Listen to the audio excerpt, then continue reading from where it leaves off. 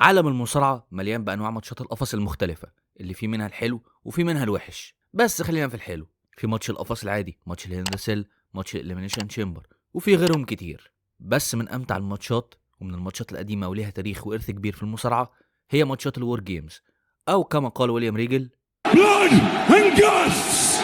لا مش ده War games! مظبوط كده. الماتش ده أسطوري ومليان لحظات جامدة وماتشات جامدة. وبما ان احنا في الموسم بتاعه واي دبليو والدبليو دبليو اي كل واحده منهم عملت او هتعمل الماتش بتاعها على حسب الفيديو ده هينزل امتى، فانا هنا جاي اتكلم على تاريخ الماتش ده، ازاي اول ماتش اتعمل، الفكره جت منين وازاي واتنفذ ازاي. وكمان هنعدي بسرعه على اول ماتش وور جيمز في التاريخ ونبص بص على ماتشات الوور جيمز على مدار السنين. فيلا بينا. ماتشات القفص حاجه قديمه جدا في عالم المصارعه، واول ماتش قفص في التاريخ حصل في يوم 25 يونيو 1937 في اتلانتا جورجيا. ومن ساعتها اي حد فاضي يفضل يعدل ويهبد ويحاول يطلع ماتش جديد. اكيد في منها اللي بيفشل وفي منها اللي بينجح، وهنا يجي داستي رودز. داستي رودز واحد من اكتر الاسماء تاثيرا واكثرهم ابداعا في تاريخ المصارعه. راجل ساهم وادى للمجال كتير، وهو صاحب افكار عروض زي ستار كيد والجريت امريكان باش.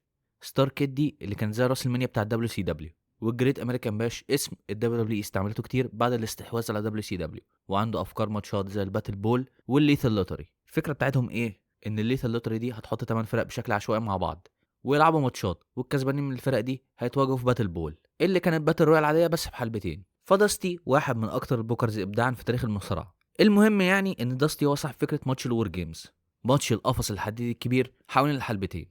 وداستي طبق الفكره دي في جيم كروكيتس بروموشنز، اللي لما تيد تيرنر مالك شبكه تي ان تي هيشتريها هيحولها لدبليو سي دبليو، والدبليو سي دبليو من الاخر يعني. المهم يعني ايه اللي خلى داستي رودز يعمل الماتش ده؟ تعال بقى وانا اقول لك. احنا عندنا عصابه الفور هورسمان اللي فيها ريك فلير، ارن واولي اندرسون وتولي بلانشارد، واحده من اكتر العصابات الاسطوريه في التاريخ. العصابه دي كانت سبب في حدوث الماتش ده. ازاي؟ تعال اقول لك.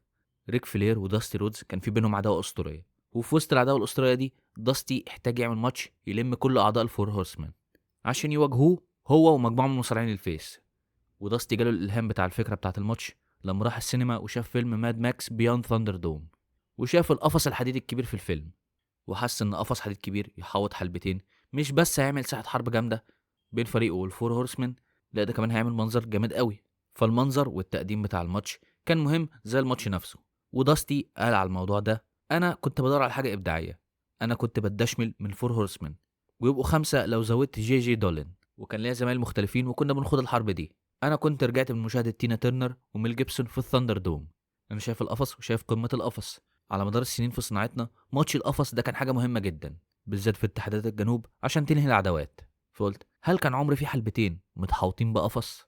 القفص ده مقفول من فوق وليه بابين من كل ناحيه، وفرقتين مكونين من 5 اشخاص. يعني لما داستي شاف الثاندر دوم في فيلم ماد ماكس قال ايه اللي هيحصل لما احط حلبتين واحوطهم بقفص كبير وبابين وفرقتين من 5 يتنافسوا في ماتش الور جيمز. وقبل ما نبص على القواعد اللي اتحطت في البدايه لماتش الور جيمز، خلينا نبص البتاع ده اتبنى ازاي. في الوقت ده اي قفص بيتعمل عشان ماتشاته بياخد وقت كبير جدا في التحضير. الطقم بتاع الحلبه بيجيب الالواح بتاعه القفص عند الحلبه، والجمهور اللي موجود في القاعه بيستنى والقفص بيتركب.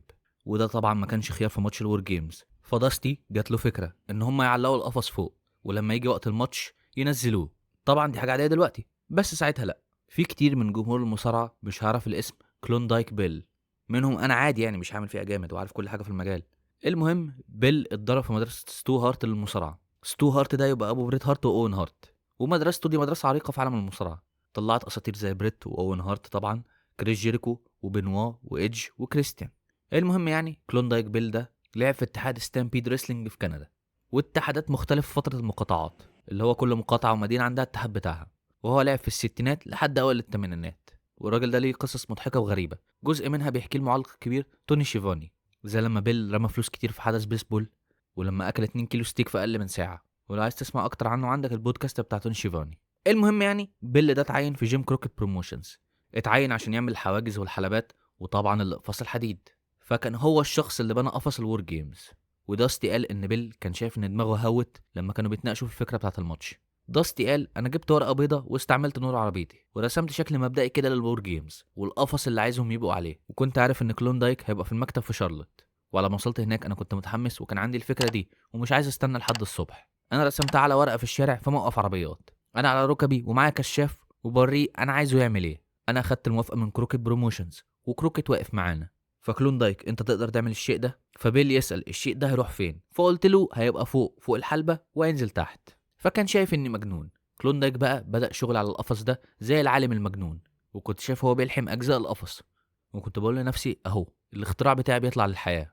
داستي برضه قال ان كان في قلق في اول ماتش وور جيمز من فكره ان هم يشيلوا اول صف من صفوف الجمهور عشان يحطوا القفص حوالين الحلبه، فكان في قلق من ان هم يخسروا فلوس. بس اللي حصل ان هم رفعوا سعر تذاكر الكراسي اللي في الصف الاول الاقرب لقفص الور جيمز، وداستي كان متاكد ان الناس هتدفع عشان تتفرج على الماتش الجديد ده، فما كانش عنده مشكله ان هو يخلي الناس تدفع زياده عشان تتفرج عن قرب. وهو كان عنده حق لان الجمهور كان متفاعل جدا مع الماتش ده في يوم 4 يوليو سنه 87. فكده احنا عملنا الحلبتين وبنينا القفص. كده بقى فاضل لداستي ان هو يحط قواعد للماتش وازاي فرقه تكسب. قواعد لازم تبقى منطقيه وفي نفس الوقت تخلي الماتش ممتع للجمهور. داستي خد الهام تاني برضه من مصدر خارجي. داستي كان بيتفرج على ماتش هوكي وشاف حوار صندوق العقاب، حاجه لاعب الهوكي بيروحها لما بيعمل فاول او غلطه وبيتوقف عدد معين من الدقايق، وده بيخلي الماتش مش متساوي من حيث عدد اللعيبه. فهو قرر ياخد الفكره دي ويعكسها. الجزء الاول من الماتش هيبقى مش متساوي، بان فريق دايما هيبقى عنده الافضليه العدديه لحد ما الناس كلها تدخل.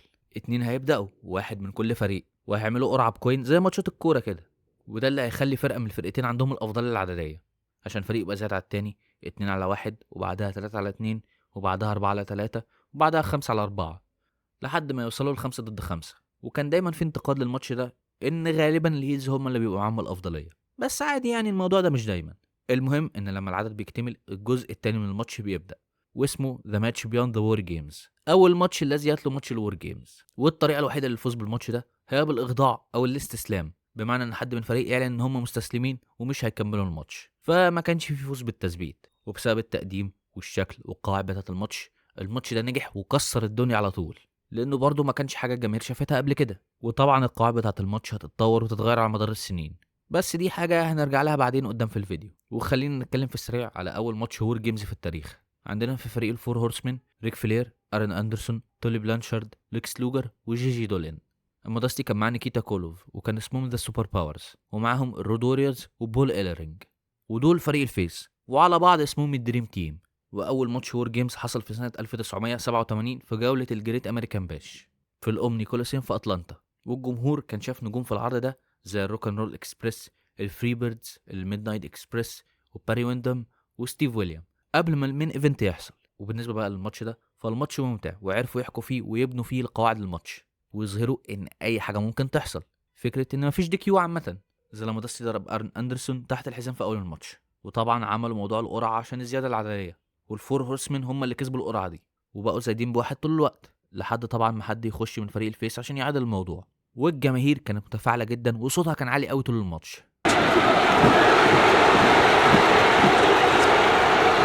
وطبعا كان في استخدام للقفص وعنف ودم كتير، والماتش يخلص بفوز فريق الفيس داستي ونيكيتا كولوف والرود ووريرز وبول ايلرينج، بعد ما الرود ووريرز عملوا دومز داي ديفايس معدله لجي جي دولين وده سبب له خلع حقيقي في كتفه، وبعدها هوك خنقه برجله فاستسلم وكسبوا الماتش.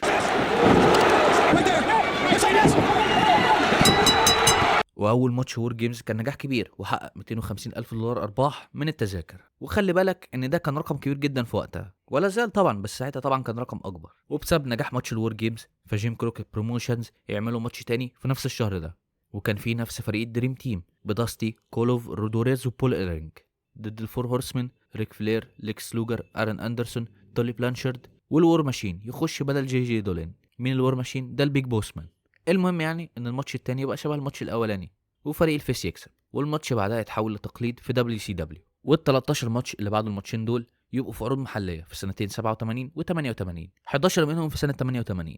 وفي الجريت امريكان باش سنه 1988 حصل ماتش عجيب اسمه التاور اوف دوم. ممكن تحسبه ماتش وور جيمز وممكن لا، لانه شبه الوور جيمز بس مش ماتش وور جيمز بالظبط، لانه كان 3 اقفاص فوق بعض وحلبه واحده بتنزل من واحد للي بعده عشان تهرب في الاخر. فكره فاشله وفشلت جدا. المهم يعني ان ماتش الوور جيمز يحصل السنه اللي بعدها في عرض الجريت امريكان باش، ومره كمان في عرض محلي في اتلانتا.